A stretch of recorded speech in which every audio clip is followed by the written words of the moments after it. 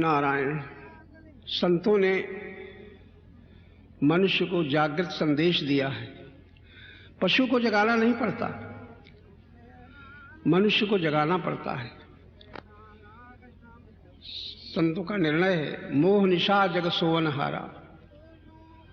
सारा जग मोह रूपी रात्रि में सो रहा है, देखत स्वप्न विचित्र प्रकारा, और सुख दुख के सपने देख रहा है। उन सपनों में जगाने वाले, सपनों से जगाने वाले संत महात्मा सावधान करते हैं, जागो जागो, और परिचय भी देते हैं, जानिए तबहि जीव जग जागा। जागृत का परिचय क्या है? जानिए तबहि जीव जग जागा, जब सब विषय विलास विरागा। जब विषय यानी आसक्तियों से विराग हो जाता है, तब जानो ये जागृति है। मोह निशा जग सोवन हारा। सारा जग मोह निद्रा में सो रहा है, सुख दुख के सपने देख रहा है। तो ये जागृत संदेश केवल मानव के लिए है, पशु के लिए नहीं। लेकिन मानव जागृत संदेश सुन करके भी यदि बुद्धि विकसित नहीं है तो उस पर प्रभाव नहीं पड़ता। मानव आकृति को मानव नहीं कहते। विद्वानों के मत में विवेक युक्त जीवन मानव जीवन है। मानव आकृति में शक्ति हो सकती है, संपत्ति हो सकती है, परिवार हो सकता है, लेकिन विवेक न हो तो मानव आकृति में मानव नहीं हो सकता। मानव आकृति में पशु प्रवृत्तियां काम करती रहती हैं, मानव आकृति में आसुरी वृत्तियां काम करती रहती हैं। मानवता के विकास में दैवी वृत्तियां काम करती हैं, उसको मानव कहते हैं। मानव, उस मानव में जागृति का परिचय धर्म से मिलता है। धर्म का मतलब केवल मानी हुई पद्धतियां नहीं है। धर्म का अर्थ है जिसमें जागृति हो, और जागृत का अर्थ है जिसका धर्म का विवेक हो, और धर्म विवेक का अर्थ है पशु प्रवृत्ति और आसुरी प्रवृत्ति को में विजय प्राप्त करके वो शक्ति मानवता मानवीय गुणों के विकास में लग जाए, दैवी गुणों के प्रकाश में लग जाए। ये मानव की जागृति का परिचय है। समझ लेना चाहिए मनुष्य जाग रहा है, मोह निशा इसकी छूट गई है। तो संत जागृति संदेश देते हैं। हम लोग यदि जाग जाए, जागे न होते तो यहां ना आते, जागे न होते तो ये परमार्थ अपने जीवन के परम हित का संदेश न सुनते। लोभी नहीं जागता, मोही नहीं जागता, अभिमानी नहीं जागता, कामी नहीं जागता। इनके परिणाम में दुख का दर्शन करते हुए जो मानव गुणों के विकास का, दोषों के नाश का प्रयत्न करता है, वो जागता है। और गुणों का विकास अथवा दोषों का नाश केवल विवेक से होता है। वो विवेक संत का निर्णय है, होई विवेक मोह भ्रम भागा। और बिन सत्संग विवेक न होई, संतों के संग बिना विवेक नहीं होता। तो संत का मतलब केवल वेश नहीं है। संत का मतलब जो सत्य से मिले हुए भक्त हैं। भक्त का मतलब मंदिर जाना मात्र नहीं है। भक्त का मतलब जो भगवान से जिनकी, परमात्मा से जिनकी भिन्नता मिट गई। भिन्नता, सत्य से भिन्नता के मिट जाना ही भक्त होने के लक्षण है। संसार में अपना कुछ न मानना ही मुक्त होने के लक्षण है। मुक्त वही है जो संसार में अपना कुछ नहीं मानता। और संसार में जो अपना कुछ नहीं मानता, उसमें भी लोभ क्यों होगा, मोह क्यों होगा, अभिमान क्यों होगा? दोषों की निवृत्ति ही जागृति का परिचय है। और ये दोषों की निवृत्ति विवेक से होती है। विवेक संत से होता है। कब? जब बुद्धि शुद्ध होती है। शुद्ध बुद्धि के लक्षण हैं जो संसार में अपना कुछ नहीं मानता, सब कुछ भगवान का जान करके, मान करके नहीं, अपना कुछ नहीं मानता। कब? जब भगवान का सब कुछ जानता है, भगवान को ही अपना सर्वस्व मानता है, तब उसके अंदर ये मोह, लोभ, अभिमान आदि नहीं रह जाते। हमें जो परमात्मा से प्रेम मिला है, प्रेम और ज्ञान और शक्ति, तीन चीजें परमात्मा से मिलती हैं। अहंकार अपनी माने बैठा है, यही अज्ञान है। परमात्मा प्रेममय है, परमात्मा ज्ञानमय है, परमात्मा शक्तिमय है। उसी शक्ति से सारे संसार में ये सब क्रियाएं कर्म हो रहे हैं। उसी ज्ञान से समझ करके मनुष्य कुछ प्राप्त करना चाहता है, और प्रेम से तन्मय होकर के सुखास्वाद लेता है। सुख का स्वाद प्रेम से आता है और पदार्थों की प्राप्ति ज्ञान से होती है और उनका भोग शक्ति से होता है। शक्ति, ज्ञान, प्रेम, ये तीनों अहंकार अपना अधिकार जमाए बैठा है अज्ञान में, लेकिन है ये शक्ति परमात्मा, शक्तिमान परमात्मा की है। ज्ञान अखंड ज्ञान स्वरूप परमात्मा का है और प्रेम पूर्ण प्रेम स्वरूप परमात्मा का प्रेम है। ये हमारे साथ क्यों है? क्योंकि संत का निर्णय है, ईश्वर अंश जीव अविनाशी। ये जीव संसार का नहीं है, जीव परमात्मा का अंश है। ईश्वर अंश जीव अविनाशी, ये अविनाशी है, विनाशी नहीं है। लेकिन संत संग में विवेक न होने के कारण जहां तक मरने का भय है, ये देह का संग है। देह छूटती है, चेतना में कभी मृत्यु नहीं पहुंचती। चेतना को मृत्यु छू ही नहीं सकती। ये ऐसा विवेक जिसे हो जाता है, उसी का मोह भ्रम दूर होता है। मोह भ्रम दूर होने से ज्ञान और प्रेम दोनों बच जाते हैं। ज्ञान बच गया तो मुक्त हो गया, प्रेम बच गया तो आनंद में पहुंच गया। प्रेम से आनंद की अनुभूति होती है, ज्ञान से बंधन का, स्वतंत्रता का स्वाद मिलता है। हम कामनाओं से परतंत्र, हम जीव रूप में सांसारिक इच्छाओं, कामनाओं, वस्तुओं, व्यक्तियों से अधीन होकर के परतंत्र हो रहे हैं, केवल सुखासक्ति ही बस। हम मानते हैं हमें माता पिता, पति पत्नी, पुत्र, धन, संपदा, भूमि भवन से सुख मिलता है। जहां तक हम कहीं अपने से भिन्न में सुख मानते हैं, तब तक हम विवेक युक्त जीवन नहीं बिता रहे हैं। जहां तक हमें अपना किसी से हमें सुख मालूम होता है, इसी से पराधीन है। गांव के लोग भी कहते हैं पराधीन सपनों सुख माही, पराधीन सपनों सुख नाही।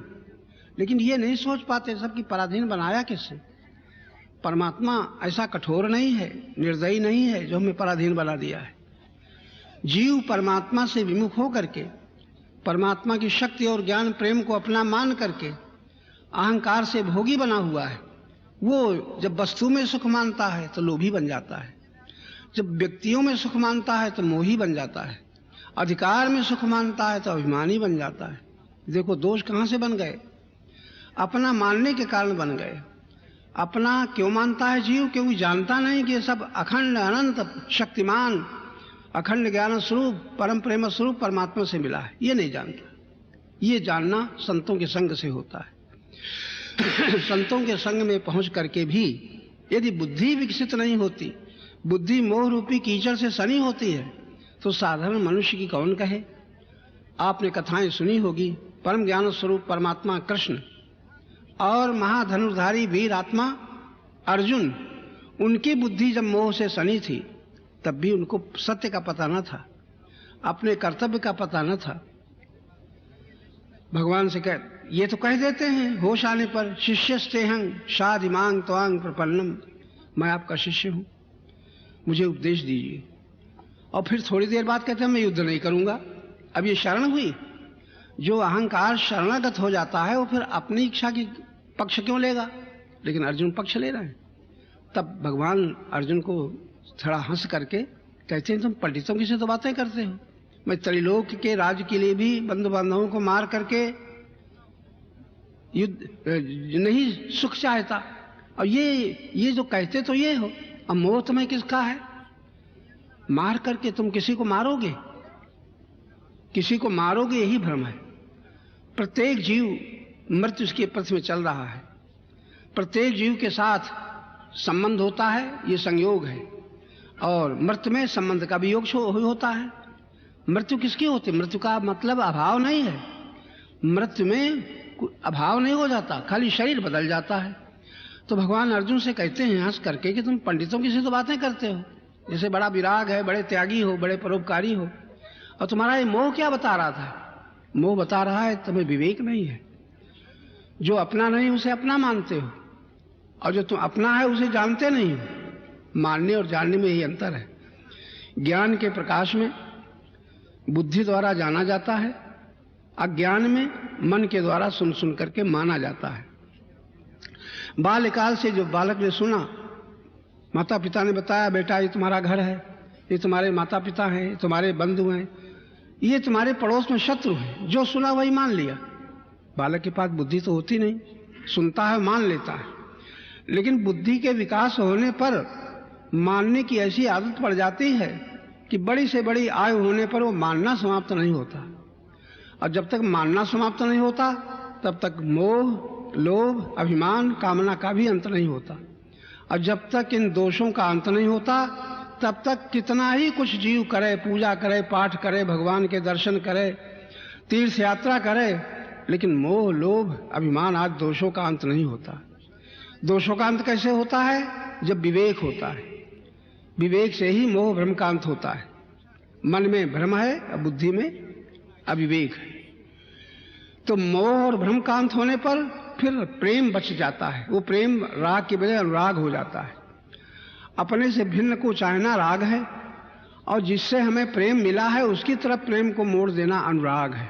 अनुराग शब्द बड़ा गंभीर अर्थ रखता है। अनुराग और राग, अपने से भिन्न वस्तुओं में, व्यक्तियों में राग होता है, और जो हमसे कभी भिन्न नहीं हुआ, जिससे ही हमको सब कुछ मिला है, प्रेम मिला है, ज्ञान मिला है, शक्ति मिली है, उसकी तरफ प्रेम को मोड़ देना अनुराग है।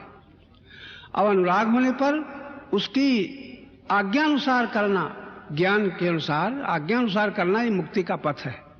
वही मुक्त होता है जो ज्ञान की बात मानता है। बंधन में वो पड़ता है जो ज्ञान की बात न मान करके मन से मान लेता है। मन से मान लेने पर ही मोह होता है, लोभ होता है, अभिमान होता है, कामनाएं बढ़ती है। यही संसार का रास्ता है, इसी में जीव बंधा हुआ है। हम लोग अगर मुक्त होना चाहते हैं तो ज्ञान में देखने की आदत डालें। पकड़ने की आदत तो बचपन से है। मेरा मेरा जहां तक कहते हैं, पकड़ना हुआ। उस पकड़े हुए को जब ज्ञान में देखा तो पता चला है मेरा तो अधिकार अपने शरीर पर नहीं है।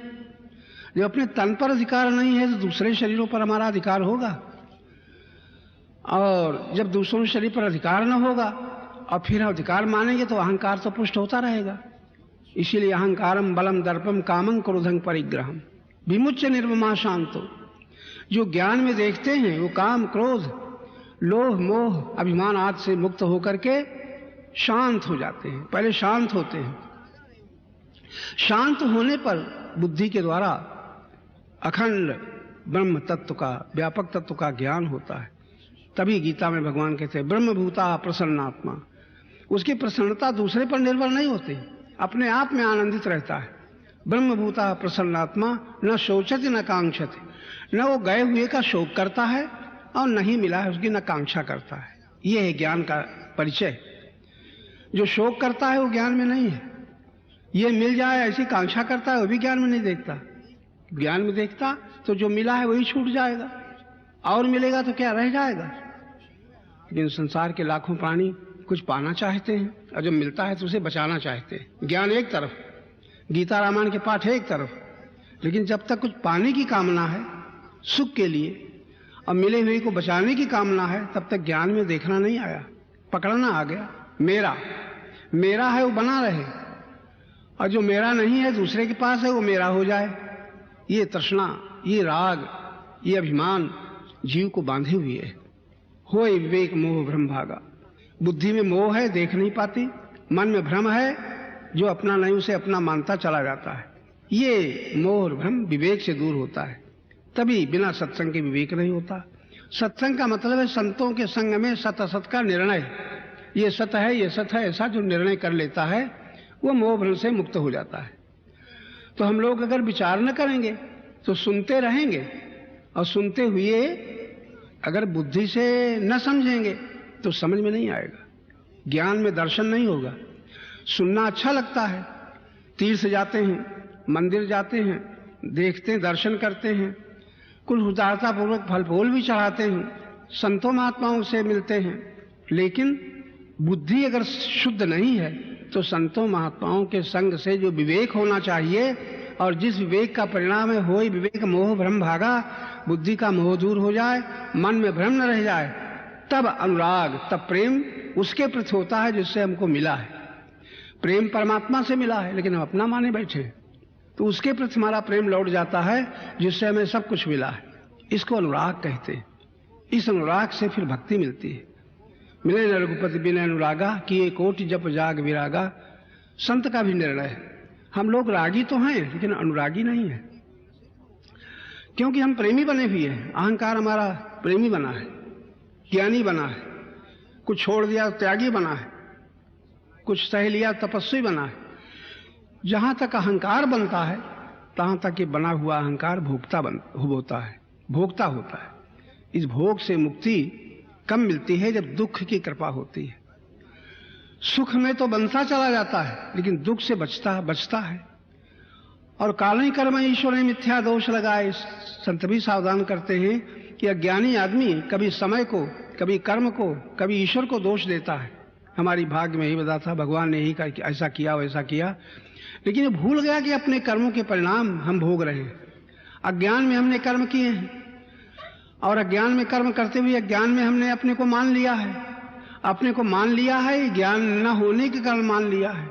वास्तव में अपना कुछ है नहीं, हमने कुछ बनाया नहीं। जन्म से जो मिला मिलता ही चला गया, और जो मिलता गया, तन मिला, इंद्रियां मिली, मन मिला, बुद्धि मिली, इसको अपना माना। उससे परिवार मिला, परिवार के संबंधियों को अपना माना। अपना मान करके हम लोभी मोही अभिमानी तो बनते गए, और ज्ञान में न देखा कि मेरा कुछ नहीं है। आज भी देखो हम लोग सुन रहे हैं, आदत आसानी से छूटेगी नहीं। पड़ोसी का मकान, उनकी धन संपत्ति तो मालूम होगा इनकी है, मेरी नहीं है, लेकिन मैंने जो अपना माना है वो मेरी ही मालूम होगी। मेरी मालूम होगी तब तक हम मोही, लोभी, अभिमानी और सुख के कामी बने ही रहेंगे। ज्ञान के प्रकाश में देखने पर पता चलता है कि जीवन में जो कुछ भी मिला है वो मैंने नहीं बनाया, बना बनाया मिला है। अहंकार अपना मानता चला जा रहा है। बचपन से माना अभी तक, पढ़े विद्वान होने पर भी अपना मानना आसानी से नहीं छूटता। विवेक होता है तब छूटता है। जो मिला है ये सब छूट जाएगा, और जो छूट जाएगा वो मेरा नहीं है। कभी न छूटे, जो हमको कभी न छोड़े वही अपना है। कितना छोटा सा शब्द है, जो हमको कभी न छोड़े, हमसे कभी न छूटे वो अपना है। और छूट जाए अपना और छोड़ दे तो अपना हो ही नहीं सकता। इसी से हम दुखी होते हैं। परमात्मा के पास दुख नहीं जो हमको देता है। हम अपने अज्ञान के कारण मोहवश दुखी होते हैं, लोभ के कारण दुखी होते हैं, अभिमान के कारण दुखी होते हैं, कामना के कारण दुखी होते हैं। जितने दुख हैं हम अपने दोषों के कारण दुखी हैं। इन दोषों की निवृत्ति अगर ज्ञान में हो जाए तो हमें कोई दुख दे ही नहीं सकता, लेकिन इसका प्रयास हम नहीं करते। हम तो सुख के मोही, सुख के रागी, कैसे सुख मिले वो वस्तु चाहते हैं, वो व्यक्ति चाहते हैं। ये सुनने के बाद भी ऐसी आदत पड़ गई है, आसानी से हमारा मोह अथवा लोभ, अभिमान नहीं छूटेगा, क्योंकि हमें अपने अहंकार अपना ही पता नहीं है। हम कौन हैं? अभी तो हम अहंकार बने हुए हैं। अहंकार ही लोभी मोही अभिमानी बना है, और इन्हीं दोषों के कारण अहंकार को वियोग का दुख होता है, हानि का दुख होता है, अभाव का दुख होता है, अपमान का दुख होता है। ये दुख परमात्मा नहीं देता, दोषों का।